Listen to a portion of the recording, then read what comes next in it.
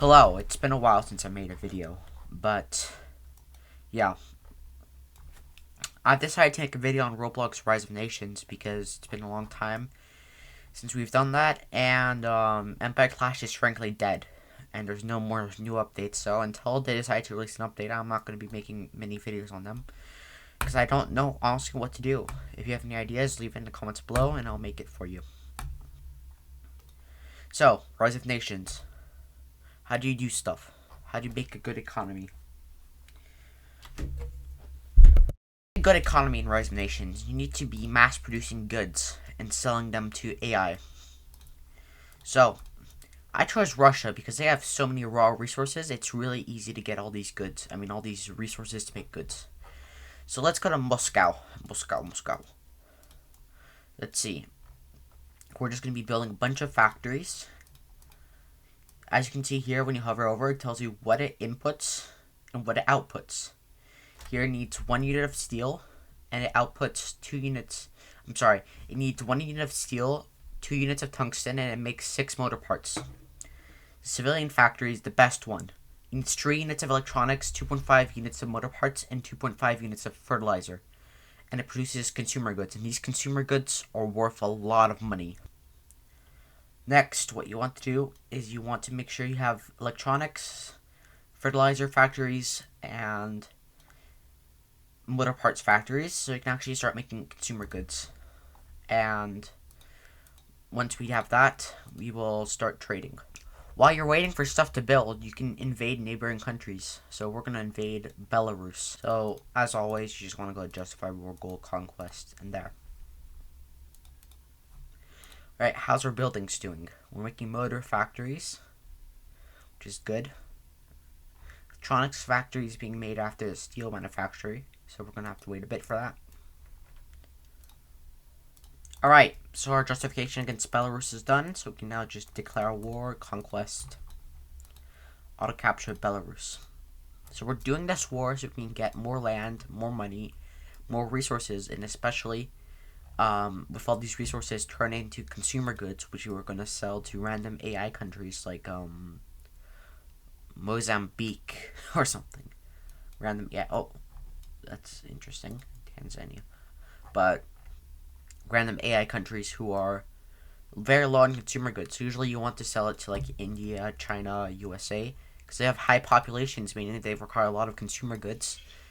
And if you don't have many people selling them, then it's good, because you'll be the only seller. It's like a trade empire, a monopoly kind of over trade. Alright, we took Minsk, and now Belarus has collapsed. So now we're going to right click and seize a land. And there, we have extra resources, and they're very rich. Now, since you guys have been here for a long time, I'm going to show you guys my technique to even increasing factory output by even more, which is going to really rack in the money. So, I may have said this in the past, forgive me, it's been a long time, but in previous videos, but the best ideology for factory output is definitely communism, because you can see right here, where is it? There, plus 125% factory output. And when you go to war for extra resources and extra population, extra money, and extra whatever, you won't really have that big of a hit unless you have a very, very death-taking war. Democracy is good for peaceful countries because you'll just be racking in the tax income, but you won't get any factory bonus. Plus, in offensive wars, you'll take a big stability hit, which is not good. Fascism's obviously,